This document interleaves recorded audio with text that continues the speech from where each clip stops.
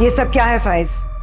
ये लड़की तुम्हारी गाड़ी में से क्यों उतर रही है? क्योंकि अभी ये मेरी शरीक हयात है। सत्तू ड्रामा सीरियल खुमार के अगले एपिसोड में आप देखेंगे कि फैज और हरीम का निकाह हो जाता है। फैज कहता है कि मैं तुम्हें दिल से चाहता था और तुमसे प्यार करता था।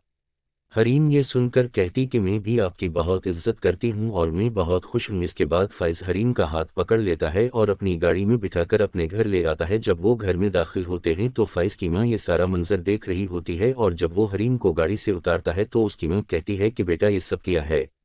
फैज कहता है कि मम्मी ने हरीम से निकाह कर लिया है। ये सुनकर उसका बाप गुस्से में आ जाता है और कहता है निकल जाओ इस घर से, मेरा कोई बेटा नहीं। आज के बाद तुम्हें पता चल जाएगा कि तुमने कितनी बड़ी गलती की है। उसकी माँ कहती कि बेटा हमने तुम्हारी परवरिश बहुत अच्छी की है, तुम्हारी हर बात मानी है और तुमने हमसे पूछे बगैर निकाह कर लिया है।